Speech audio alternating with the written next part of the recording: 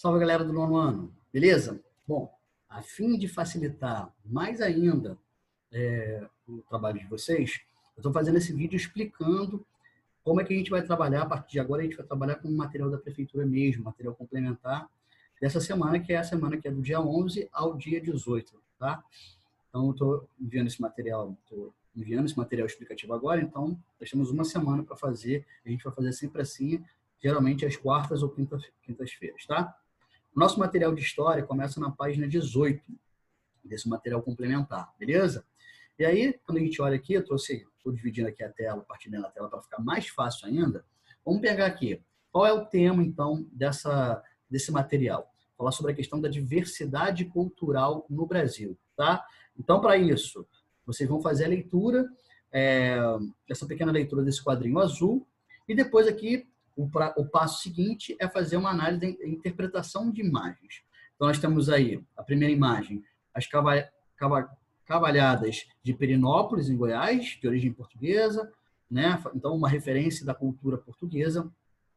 A segunda imagem, descendente dos povos originários do Brasil, indígena brasileiro, representando sua rica arte plumária e de pintura corporal.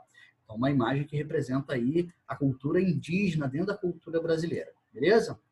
A terceira imagem, o imigrante germânico e suas tradições, a influência dos europeus, né, de outras origens que não portuguesa também na cultura brasileira. No sul do Brasil, por exemplo, é muito forte a influência da cultura alemã, da cultura holandesa, enfim, de outras culturas da Europa que também tem influência aqui dentro da cultura brasileira. Uma outra imagem é a capoeira, que é uma arte essencialmente brasileira, né? Até ele está falando aqui que é uma arte afro-brasileira, porque, né, a capoeira foi desenvolvida principalmente pelos escravos, inicialmente de origem africana, e depois aperfeiçoados pelos próprios escravos que já nasciam aqui, beleza? Não à toa é considerado uma arte genuinamente brasileira. A primeira atividade, galera, aí no final da página 19. Diante das imagens que você observou, é correto afirmar que a cultura brasileira é composta pela contribuição de uma diversidade de povos? Simples, sim ou não, beleza? Responder no caderno, tá? No caderno. Sim ou não? E é claro que vocês vão ter que justificar se sim, por que ela é diversa, por que ela tem uma diversidade, se não, por que vocês acham que não é uma cultura com muita diversidade, beleza? Agora, aí no começo da página 20, o próximo texto traz uma importante reflexão.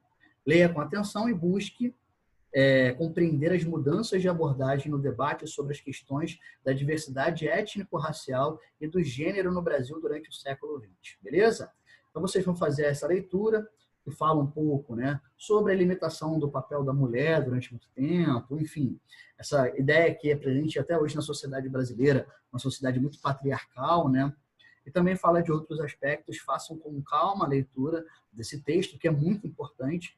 E aqui embaixo tem uma análise de tabelas, aqui ó, no lado esquerdo da página 20, uma análise de tabelas. Estruturas econômicas, participação em atividades produtivas e acesso a recursos.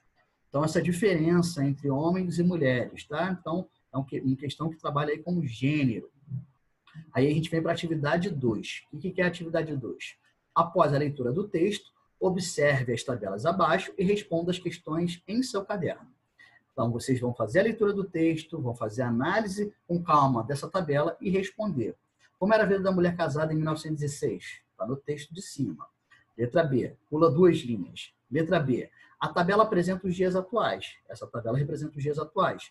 Percebemos uma melhora nas condições de vida da mulher em relação a 1916? Então, vai ter que ler o texto e comparar com essa tabela. Aí vocês vão ter que olhar essa tabela com calma, analisar, ver a diferença aqui embaixo, ó, de rendimentos, ou seja, o quanto ganha em média um homem e o quanto ganha em média uma mulher, já dá para perceber que não é igual. Então, analise e justifique a resposta. Primeiro, responde sim ou não na 2 e depois justificar no caderno, tá? E número 3, analisando a tabela, como podemos dizer que existe entre homens e mulheres uma igualdade real nos dias atuais? Bom, a partir da análise do texto e desta tabela, principalmente, a gente pode afirmar que nos dias atuais existe igualdade? Já ajudei, né? Vamos para o próximo texto agora da página 21. Na página 21, Começa. Você sabe quem foi Pedro Ernesto? E o que ele tem a ver com o movimento tenentista na década de 1920 no Brasil? Vamos aprender um pouco sobre esse assunto no texto a seguir? Procure refletir e relacionar as conquistas de direitos políticos, sociais e civis à atuação de movimentos sociais do Brasil do período estudado. Então, aqui vai ter um texto falando um pouco sobre a vida do Pedro Ernesto, que é quem ele pergunta no início, e também falando, aqui a partir já do segundo parágrafo em diante, falando sobre o movimento tenentista, que acontece num período da história do Brasil chamado de República Velha, beleza? Um texto bem explicativo, e aí depois vocês vão lá para a parte de baixo, que é o comando da questão. O comando é: você conhece algum dos hospitais públicos citados no texto? Então, alguns hospitais, como está aqui, ó, nessa parte, vou até voltar aqui, ó, aqui está o nome de alguns de grandes hospitais, ó, o nome de pessoas, tá? Beleza? Ele pergunta: você conhece algum dos hospitais públicos citados no texto? Com certeza você já tinha ouvido falar no nome de Pedro Ernesto antes. Perceba como a história da vida dele se relaciona com a história do movimento tenentista no Brasil. Essa, então, será a sua tarefa. Pesquise o que foi o tenentismo, quais foram as suas várias fases e revoltas, bem como sua importância na década de 20 em nosso país. Registre a sua pesquisa no caderno e bons estudos. Bom, para essa questão aqui, 5 linhas é mais do que suficiente para vocês tentarem falar sobre o movimento tenentista e também as principais fases e revoltas nesse período.